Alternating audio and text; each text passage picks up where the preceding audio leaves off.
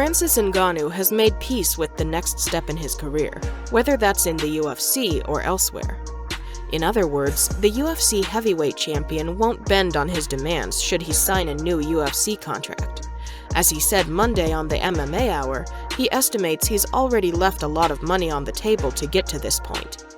He said the following: "You can be free and fight for the UFC. I just want to be free. We are supposedly independent contractors.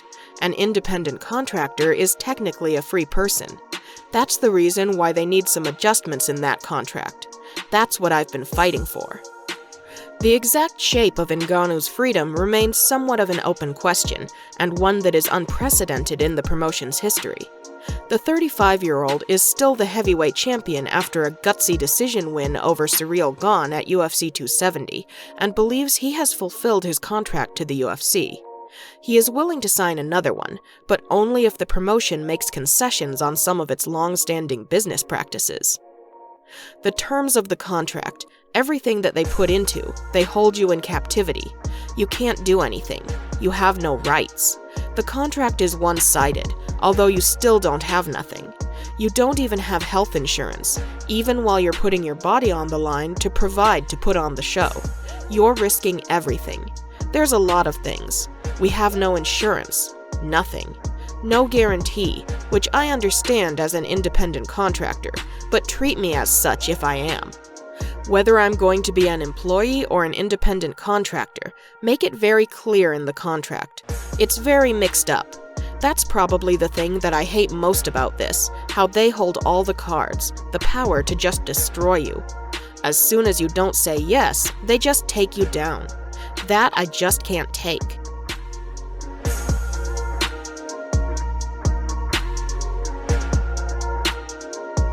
During a recent livestream on his YouTube channel, Michael Bisping was asked to give his reaction to Luke Thomas and Brian Campbell debating whether he belonged in the UFC Hall of Fame.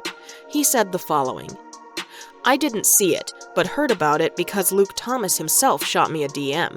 He messaged me just saying, 'Hey, I defended your side,' and my co-host went the other way. It's alright, it's a bit of fun.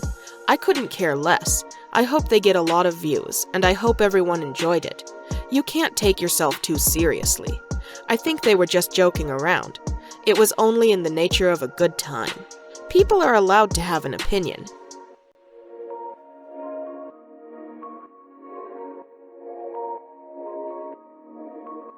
Francis Ngannou was dealing with plenty of adversity heading into UFC 270, but he still managed to pull through.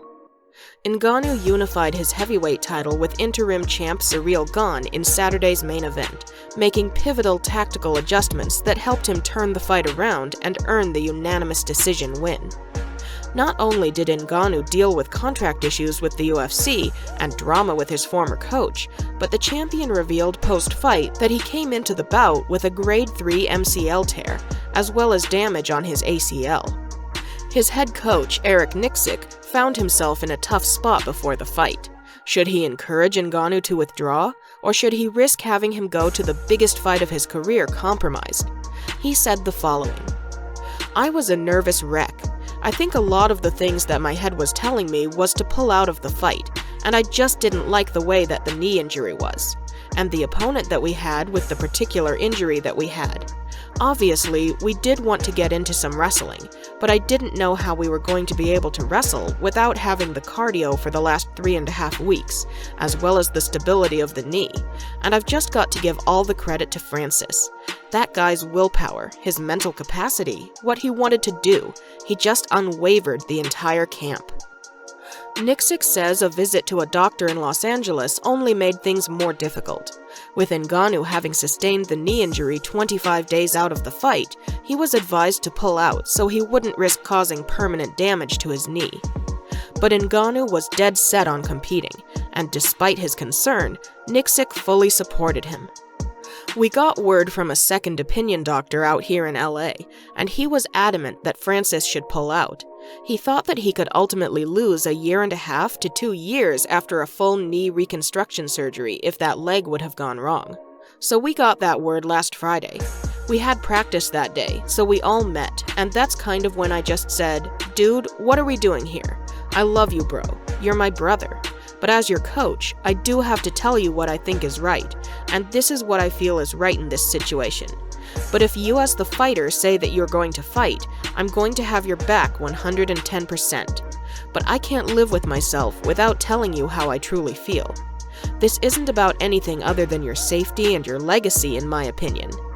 So we agreed that what we were going to do was, we were going to come to California Fight Week, and we were going to meet with the doctor out here in LA. The moment we landed, we went right to his office and basically waited outside, and he came out and I could tell by his face. I'm like, oh, we're fighting. Once we knew that, I didn't bring his knee up once. I didn't say anything about it. I didn't want to talk about it anymore because that, as far as I was concerned, was behind us. We're going to fight with what we've got.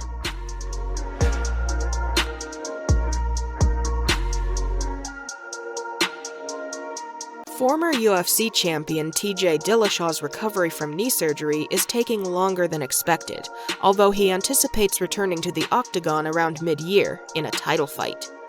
Dillashaw underwent surgery on his left knee last August to repair a torn PCL and damaged meniscus. He suffered the injuries during the first round of a decision win over Corey Sandhagen in July. Initially, Dillashaw had targeted a return early this year, however, and he is now eyeing sometime in the next 6 months or so. It's on track. I just didn't realize how much work I would have to get done, Dillashaw told ESPN. I didn't realize how beat up my knee was. I knew what I tore, but once I watched the video of what the surgeon did to me, I messed it up really bad. I almost have a full range of motion. Strength is there. I've just got to make sure I'm safe about getting those full motions. I wouldn't say an exact time frame, but I imagine halfway through the year. I'm able to hit mitts, strength, and conditioning. I haven't done any grappling yet. That's the last thing I'll feel comfortable about again. And then I have to start thinking about getting into a camp. Let's be honest, I left as a champion. I came back, fought a #1 contender after a 2.5-year layoff. I was able to beat him.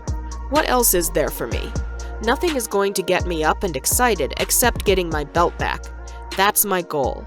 There's nothing else for me to really set my eyes on.